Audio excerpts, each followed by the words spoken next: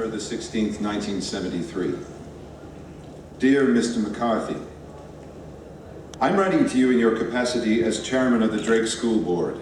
I am among those American writers whose books have been destroyed in the now famous furnace of your school. Certain members of your community have suggested that my work is evil. This is extraordinarily insulting to me. The news from Drake indicates to me that books and writers are very unreal to you people. I'm writing this letter to let you know how real I am. I want you to know too that my publisher and I have done absolutely nothing to exploit the disgusting news from Drake. We are not clapping each other on the back crowing about all the books we will sell because of the news. We have declined to go on television, have written no fiery letters to editorial pages, have granted no lengthy interviews. We are angered and sickened and saddened. And no copies of this letter have been sent to anybody else.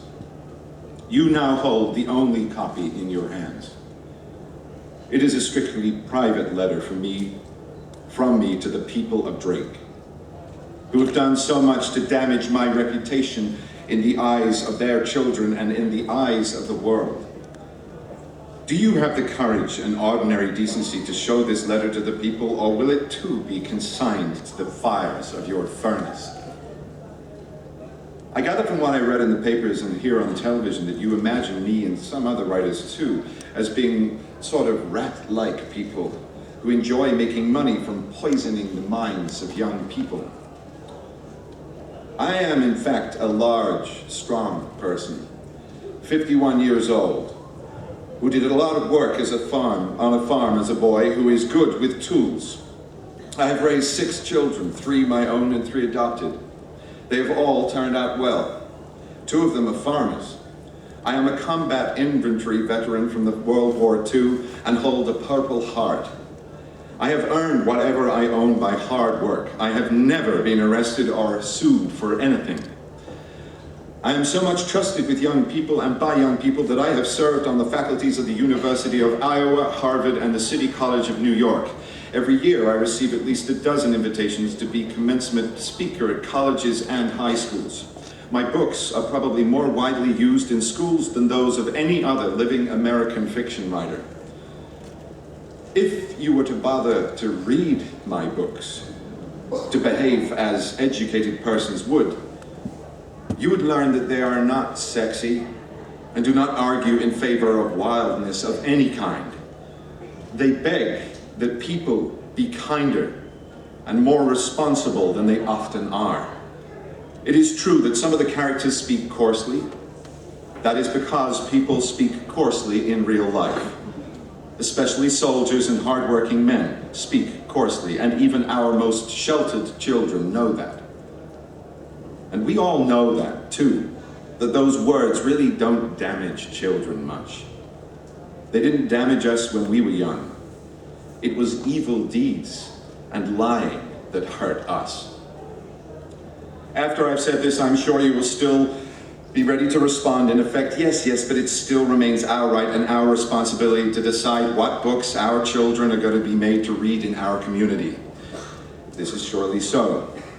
But it is also true that if you exercise that right and fulfill that responsibility in an ignorant, harsh, un-American manner, then people are entitled to call you a bad citizen and a fool. Even your own children are entitled to call you that. I read in the newspaper that your community is mystified by the outcry from all over the country about what you have done. Well, you have discovered that Drake is a part of American civilization. And your fellow Americans can't stand it that you have behaved in such an uncivilized way. Perhaps you will learn from this that books are sacred to free men for very good reasons, and that wars have been fought against nations which hate books and burn them. If you are an American, you must allow all ideas to circulate freely in your community, not merely your own.